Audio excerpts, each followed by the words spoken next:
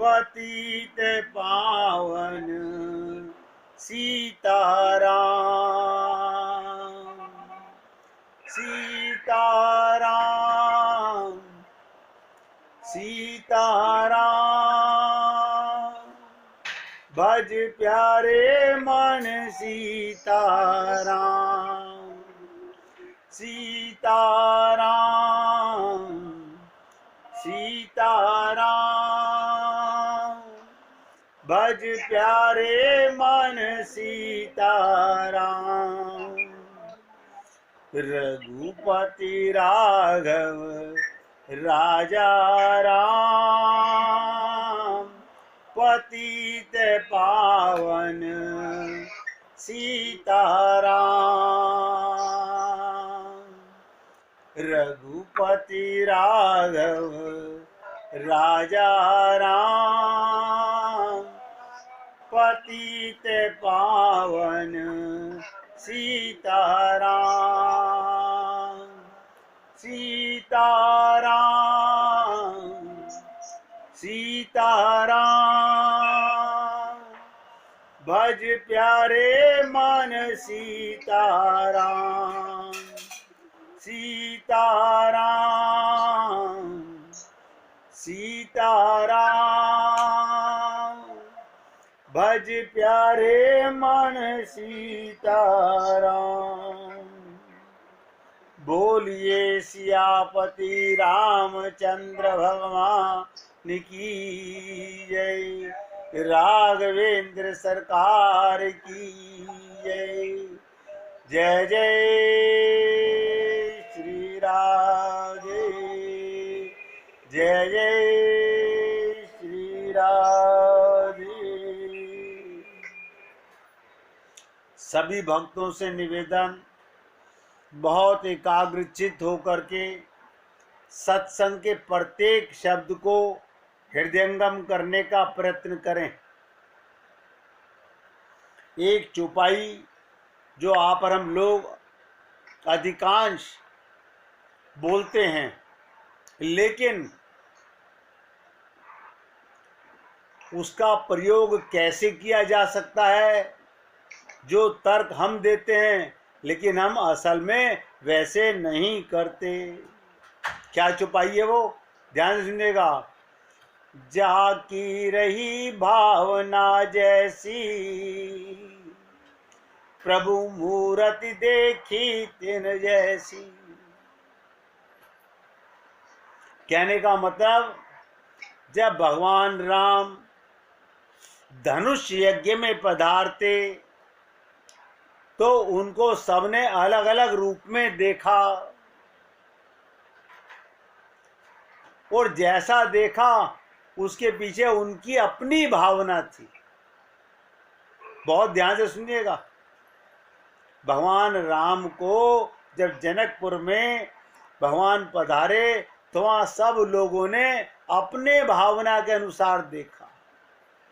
किसी को भगवान बहुत भयंकर दिखाई दिए, किसी को काल के समान नजर आए, किसी को बहुत प्यारे नजर आए।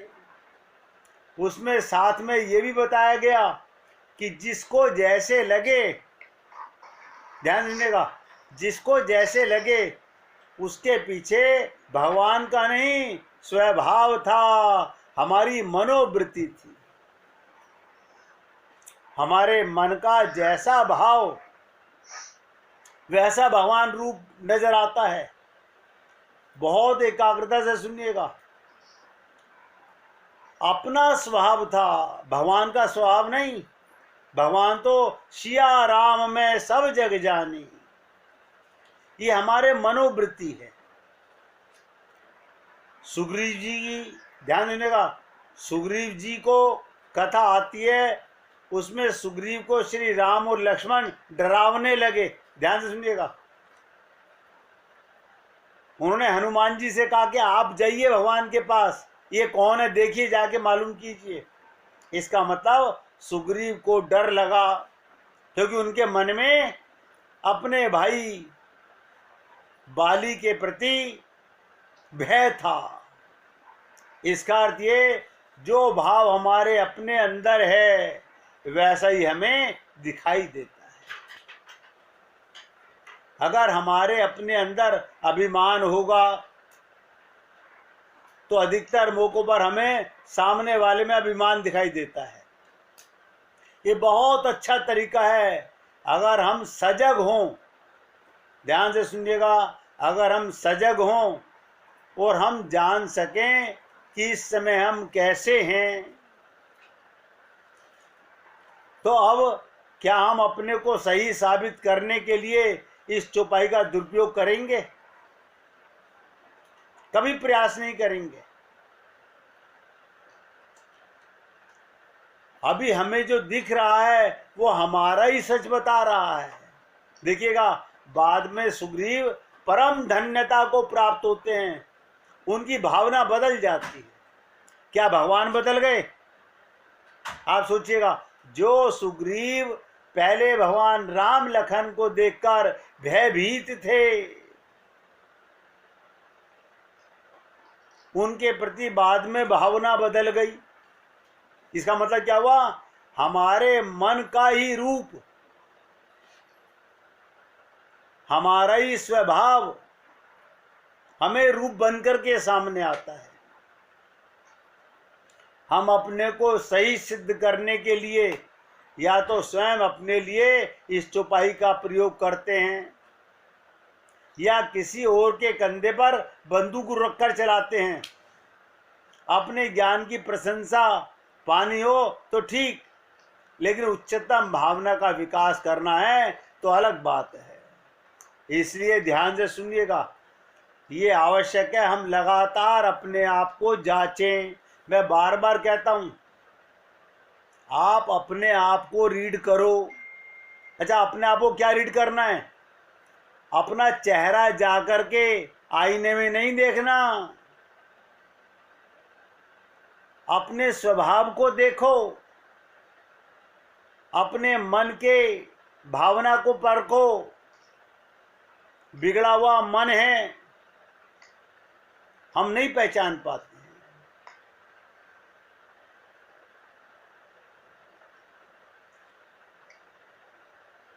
ध्यान सुनिएगा, अपने आप को जांचें।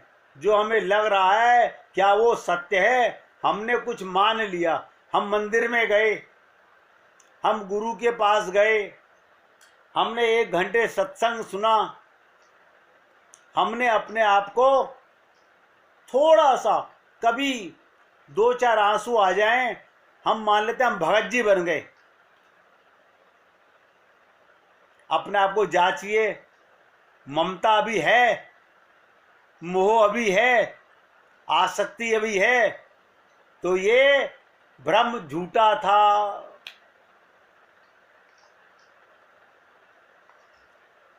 कभी ये विश्वास ना करें। आज गुरु और भगवान की मूर्ति बहुत सुंदर है, सौम्य है, कृपालु लग रही है, तो हमेशा ही ऐसी बनी रहेगी। जैसे ही कुछ इतना भयानक हो जाएगा जीवन में, तो वही मूर्ति डरावनी लगने लग जाएगी। आप देखिएगा, कभी हमारे को गुरु बहुत प्रिय नजर आते हैं, इसका क्या मतलब है? तुम्हारे मन का भाव कैसा था वैसा गुरु नजर आ रहा है। कभी आपने भगवान की मूर्ति देखी, बड़े कृपालु हैं, बड़े दयालु हैं, क्योंकि आज अंदर का मन दया का पात्र बना हुआ है। लेकिन अभी आपके साथ कुछ अनिष्ट हो जाए शरीर के साथ, तुरंत भगवान का रूप आपकी आंखों में कुरूप बन जाता है।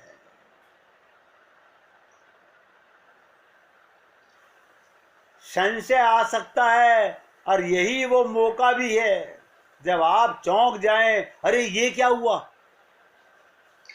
उस दिन तो मैं गुरु के पास जाकर बड़ा अच्छा फील कर रहा था, आज बुरा क्यों फील हो रहा है?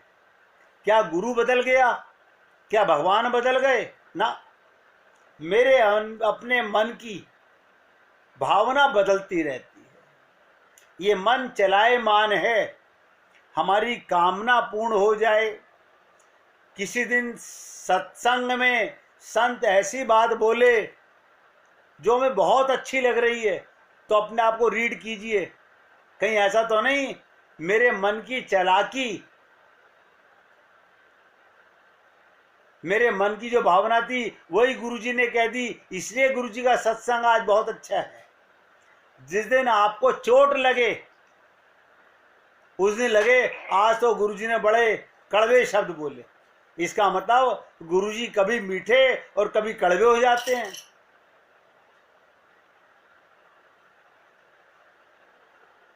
ये वो क्षण है जब आपकी भावना शरणागति तक भी पहुंच सकती है और एकदम नीचे पतन के मार्ग पर भी जा सकती है। आप चाहें एक पल में शरणागति होती है और एक पल में व्यक्ति का पतन भी हो सकता है। हालांकि डरने की बात नहीं, गुरु और भगवान की कृपा सदा साथ है। तो जाकी रही भावना जैसी कह के हम अपने ही किसी सिद्धांत को मानकर उस पर ही टिके ना रह जाएं, उसको अपने अहम से जोड़कर उसका बचाव ही करते रहें, बल्कि इसके लिए तैयार रहें अभी तक जो हमने समझा शायद उसको पूर्ण रूप से छोड़ना भी पड़ सकता है। आप देखिएगा आपका और हमारा मन कहीं अटका हुआ है ना। अगर भगवान में अटक गया है तो आप भक्त बन गए, और हमारा मन संसार में अटका हुआ है तो राम नाम की चदरिया, राधे कृष्ण नाम की चदरिया ओढ़ने से हम भक्त नहीं बनेंगे।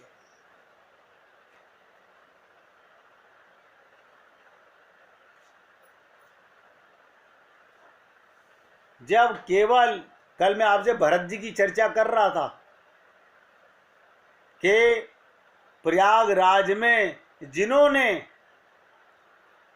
भरत जी का दर्शन किया उनको राम सीता लखन के दर्शन का फल मिला। केवल भरत जी को प्रेम मूर्ति और धर्मसारी जैसी उपाधियां मिली तो कैसे हम ये दावा कर जाते हैं हमारे संबंध प्रेम के हैं या हमारे जीवन में धर्म है। कल मैं आपसे चर्चा कर रहा था कि 99% लोगों को नहीं पता कि गणेश जी का विसर्जन क्यों किया जाता है। कर रहे हैं, तुम भी डुबो रहे हो पानी में, हम भी डुबो रहे हैं।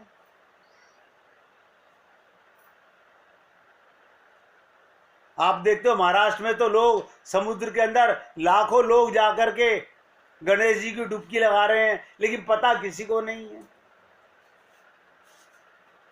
और हमने कहा क्या था कल की बात पर, छोटी सी बात बता रहा हूं कि गणेश जी का विसर्जन का मतलब होता है अपने मन की मलिनता को विसर्जित कर दीजिए, समाप्त कर दीजिए, लेकिन कोई नहीं करता।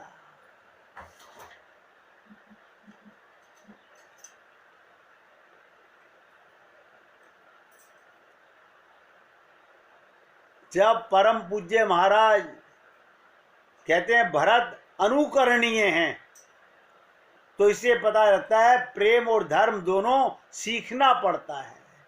प्रेम भी स्वाभाविक नहीं होता, होता भी है तो उच्चतर स्तर का नहीं होता। देखिएगा आप और हमारे सब के अंदर प्रेम भरा हुआ है, लेकिन अभी कहां पर प्रेम है? मरने वाली चीज में, समाप्त होने वाली चीज में। ये प्रेम की उच्चतर स्तर नहीं है। धर्म भी बिना प्रेम के समझ नहीं आ सकता। कहते तो हम दूसरों को हैं, लेकिन हमारा स्वयं का प्रेम और धर्म केवल स्वार्थ से निकलता है। और ये हम जानबूझ के करें ये आवश्यक भी नहीं, ये स्वभाव है। लेकिन हमारी दृष्टि इस बात पर एक बार चली जाए कि हमने गुरुदेव को क्या दिया। सोचिएगा, हमने गुरुदेव को क्या दिया? कुछ नहीं, ना कभी दे सकते हैं, पर हमें क्या मिला, इतनी सी बात से समझ लीजिएगा। हमें क्या मिला गुरु से? निस्वार्थ प्रेम। हमारी हर कमजोरी के बावजूद, चाहे हम अपने को कितना ही आंक लें, जो विशुद्ध प्रेम हमें मिला, हम कहीं से भी उसके लायक नहीं हैं।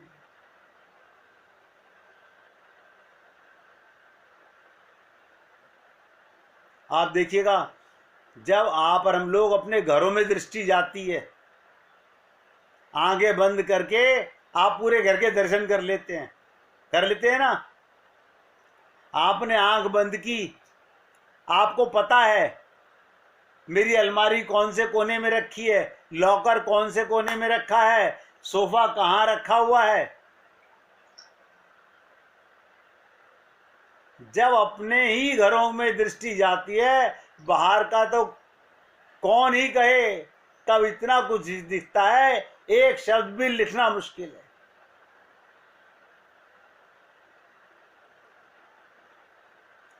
अंतर बस यही हो सकता है, छानबीन करके देखिएगा। क्या बताऊं, उंगली अपनी ओर मोड़ के अब प्रेम के हर लेवल के आगे बढ़ते जाएं, हर परीक्षा दें। लगेगा बस अब नहीं, क्या सिर्फ हम ही करें? विवेक का साथ नहीं छोड़ना चाहिए। आंख बंद करके नकल नहीं करनी है, कर भी नहीं सकते। समझना है बारीकी। सिर्फ प्रेम ही ऐसा मार्ग है। मैं बार बार कहता हूं, है प्रेम जगत में सार, और कोई सार नहीं। तू कर ले हरि से प्यार, और कोई प्यार नहीं। और हरि का मैंने आपको 7 चीजें बताई। हरि का नाम, हरि का रूप, हरि के गुण, हरि की लीला, हरि के धाम, हरि के संत और भक्त, ये सब हरि हैं। अगर आपका मन इनमें जाता है तो भगवान में जाता है। आपके परिवार में कोई भगवान का भक्त है, आप उसका ध्यान कीजिए, भगवान का लाभ मिलेगा। गहराई से सुनो इस बात को। आप अपने घर में किसी का भी ध्यान कीजिए, अगर वो व्यक्ति भगवान का भक्त है तो लाभ भगवान वाला मिलेगा।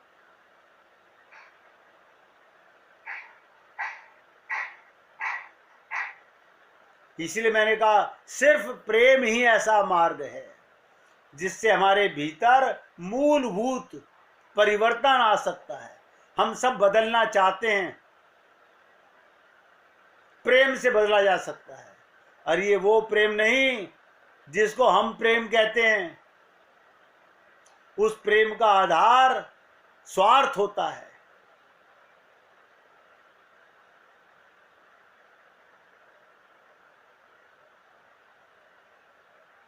प्रेम का अर्थ ही होता है, ध्यान से सुनिएगा, आज गहराई से समझ लीजिएगा, एक नया शब्द बोलने जा रहा हूं।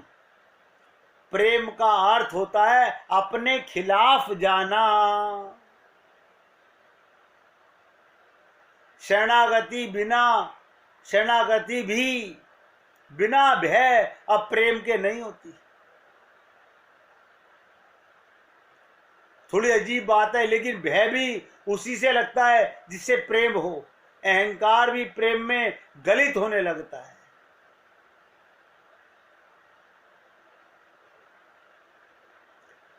जब तक मैं बना रहेगा, ना प्रेम आएगा ना धर्म आएगा। लिख लो इसे अंडरलाइन करके। जब तक अहंकार है, अहम है, मैं है, तब तक ना प्रेम है और ना शरणागति है और ना ही धर्म है। बात ये नहीं है हम भरत जी जैसा प्रेम और धर्म कभी जान पाएंगे या नहीं। ध्यान से सुनो, बात ये है, हम ये जान जाएंगे हम कहां पर हैं जिस दिन आपको अपनी स्टेज का, अपनी रियल, आप अपने मन का अवलोकन करने लगे कि मेरे मन में अभी कितने % मलिनता है। इसी को विवेक कहते हैं। देखिएगा, सब्जी बाजार में जाइए, सड़ी सब्जी दूर से नजर आती है। कई बार आप लेके आते हो, अंदर से सड़ी हुई निकलती है, बाहर से बहुत अच्छी लगती है। जब आम का सीजन चला जाता है तो आम बाहर से तो बड़ा हरा नजर आता है, जब काटो तो अंदर से गला हुआ निकलता है। इसी प्रकार से ध्यान से सुनो, हम सत्संग में जाते हैं, मंदिर में जाते हैं, गुरु और भगवान के पास जाते हैं, हमारा चेहरा बड़ा दमक रहा होता है और हमारी वीडियो, रील, फोटो शरीर की बनती है, अंतःकरण की नहीं बनती। आप शरीर नहीं हैं, आप शरीरी हैं। जिस व्यक्ति ने अपने अंतःकरण को देख लिया, जिसने अपने आप को रीड कर लिया, जिसने अपनी रियलिटी को समझ लिया, बस समझ लीजिए वो व्यक्ति छलांग मार के आगे बढ़ जाएगा। बस हमें क्या देखना है, हमें क्या रीड करना है, हम ये जान जाए हम कहां पर स्टैंड करते हैं।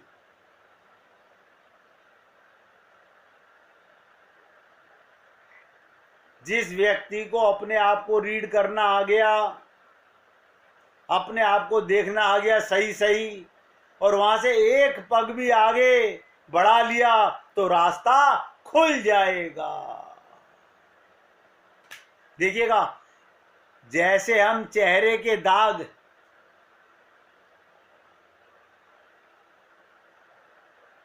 आईने में देख के मिटाते हैं, आईने में बिना देखे पता नहीं चलता हमारे चेहरे पे दाग कहां पर है। जिस दिन हमने अपने मन के दागों को देख लिया और उससे तौबा मान ली कि मेरे मन में ये गंदगी भरी हुई है, ये ममता मोह आसक्ति भरी हुई है, इसलिए आपसे निवेदन करता हूं, प्रेम और धर्म तो बहुत बाद की बात है। लोग प्रेम और धर्म की बातें करते हैं। मुझे याद आती है राम सुखदास जी की एक बात, ध्यान से सुनिएगा। बहुत सरलता से बताते थे राम सुखदास जी, जो अपनी चीज नहीं है उसको अपनी मानना यही बेईमानी है और यही बंधन है। जो एक ही लाइन में कितना बड़ा निचोड़ निकाल दिया।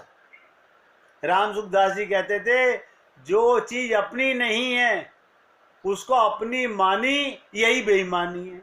अब आप मुझे बताइएगा, जब शरीर ही मैं नहीं हूं तो शरीर से संबंध रखने वाले ये सब चीजें, हाँ, उनमें अगर भगवान का रूप देखते हो तो भगवान मान करके प्रेम करना है। हम क्या मानते हैं, मेरी औलाद है, मेरे मम्मी पापा हैं, कौन मैं, शरीर को मैं मानोगे तो अपनी चीज भी गलत मानी जाएगी।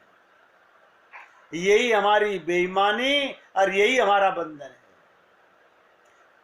राम सुखदास जी चिल्ला चिल्ला के कहते थे, क्योंकि ये चीजें अपनी हैं ही नहीं, अपने तो परमात्मा हैं और हम परमात्मा के हैं।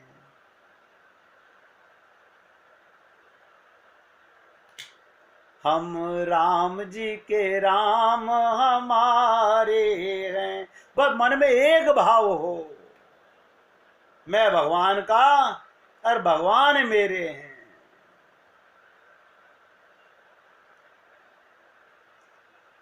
ये बात सच्ची है। जितनी मिली हुई चीजें हैं, ध्यान से सुनिएगा, जितनी मिली हुई,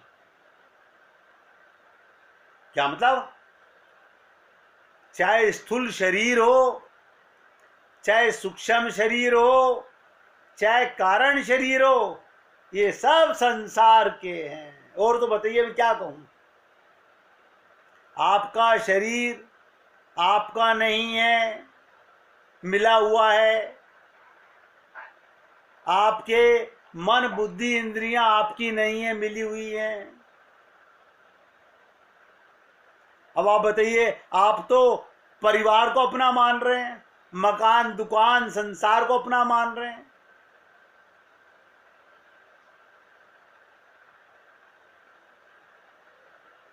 ये सभी संसार के हैं, संसार से मिले हैं, तो इनको संसार की सेवा में लगा दो बस। शरीर पंच महाभूत का, संसार पंच महाभूत का, संसार से मिला, इन्हें सेवा में लगा दो।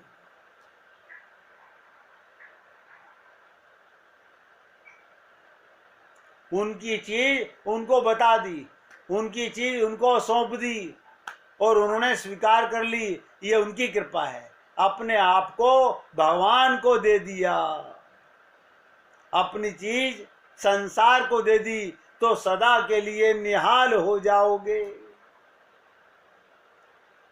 सदा के लिए निहाल।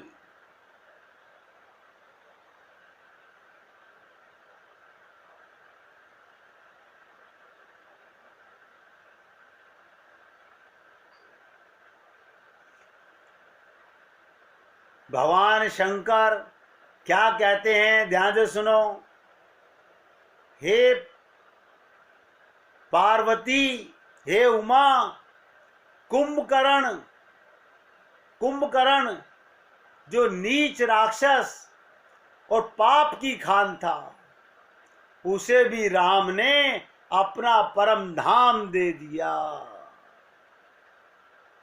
आप और हम लोग तो निश्चय ही मंद बुद्धि हैं।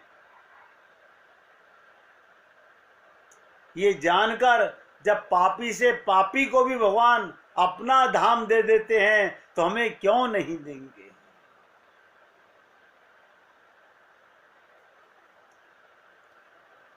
अगर हम लोग थोड़ी सी बातें अपने आप को देखने लगे, आईने में देखते हो तो ये भी देखा करो कि देखने वाला क्या देख रहा है। ध्यान दीजिएगा, देखने वाला क्या देख रहा है, किसकी ताकत से देख रहा है। आप कहोगे मैं आंख से देख रहा हूं, आंख में ताकत है देखने की। आप कहोगे आंख के पीछे मन है, मन में ताकत है देखने की। नहीं, वो तो नहीं देख रहा, ना आंख में ताकत है ना मन में ताकत है।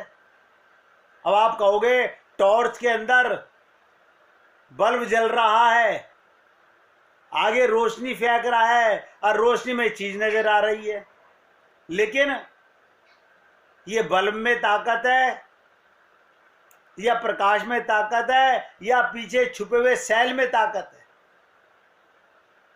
सेल नजर नहीं आता। इसी प्रकार लोग क्या कहते हैं, मैंने अपने मन से, मैं अपने मन की बात बताऊं। अबे मन तो माइक है मेरे भाई,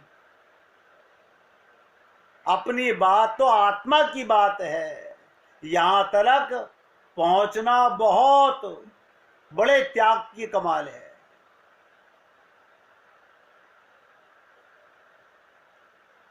हमने आपसे कहा कि भगवान, आज वहां पे चर्चा चालू कर दूंगा मैं आपके साथ में दंडकारण्य के अंदर। मैंने आपसे कहा था कि दंडकारण्य के ऋषि मुनि संत महात्माओं ने भगवान से क्या कहा कि प्रभु आपने बहुत अच्छा किया, वन में आ गए। यहाँ तो वन में चारों ओर पत्थर ही पत्थर हैं, ये सब आपके चरण स्पर्श से चंद्रमुखी बन जाएं। भगवान सोचते हैं यदि मेरे आचरण के द्वारा, गहराई से सुनिएगा और समझने का प्रयत्न भी कीजिएगा। भगवान राम ने सोचा अगर मेरे आचरण के द्वारा लोगों के मन में श्रृंगार की उत्पत्ति हुई तो अब ऐसी लीला कर दूं जिससे उनके मन में श्रृंगार के प्रति आकर्षण उत्पन्न हुआ हो, वे भी वैरागी हो जाएं। भगवान ने ये सोने के मृग के पीछे भागकर हम मूर्खों को जताया कि ये संसार में अंधेपने में मत भागो, कि माया मा ठगनी हम जानी। और सीता जी से कहा तुम लोभ की लीला करो, तुम मुझसे कहना कि हे राम मुझे सोने के मृग की छाल चाहिए, ये लोभ है। आज आप सोच के देख लीजिएगा, संसार में हर स्त्री ये चाहती है कि मेरे घर में, मेरे शरीर पे इतना श्रृंगार का सामान हो। ये बाहर के श्रृंगार से क्या होगा, मन में तो गंदगी मलिनता भरी पड़ी है। अज्ञानता की कोई सीमा नहीं है। तो भगवान राम ने हम लोगों को ये आचरण देने के लिए, ये शिक्षा देने के लिए एक नई लीला दंडकारण्य में की। इससे लोग क्या करेंगे, वैरागी हो जाएं और भूल कर भी ना सोचें हमें जीवन में इस लीला को स्वीकार करना है। मुझे धन के पीछे नहीं भागना, मुझे ममता मोह आसक्ति के पीछे नहीं भागना। लेकिन हम लोगों ने ना तो कोई बताने वाला मिला, हम तो अंधे कुएं में दौड़े चले जा रहे हैं।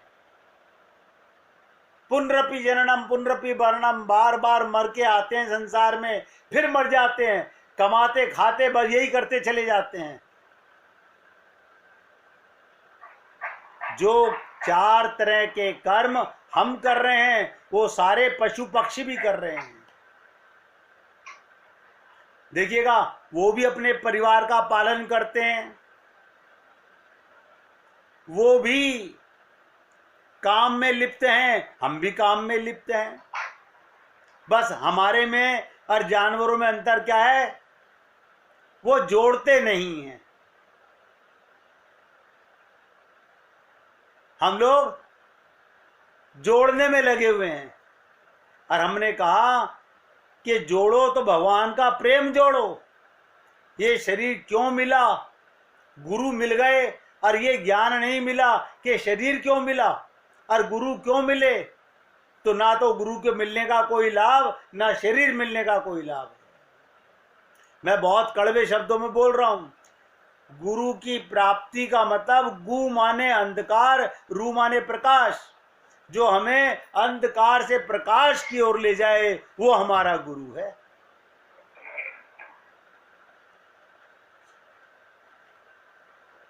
तो ये लीला, क्योंकि यहां से जीवन का एक नया रूप सामने आता है, हमें यहां बहुत गहराई से समझना पड़ेगा।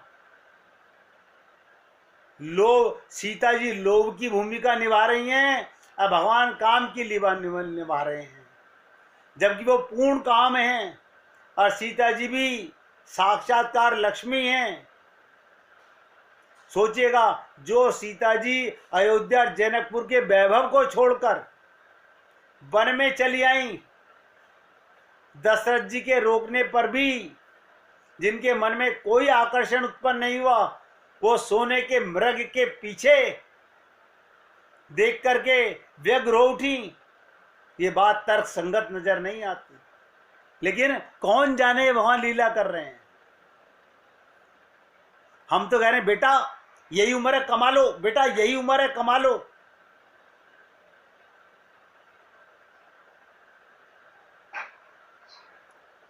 मैं तो आप लोगों से निवेदन कर रहा हूं, हम लोगों ने बहुत उम्र गंवा दी इस पाप धन कमाने में। कम से कम जो बची है वो तो प्रेम धन कमाने में लगाओ।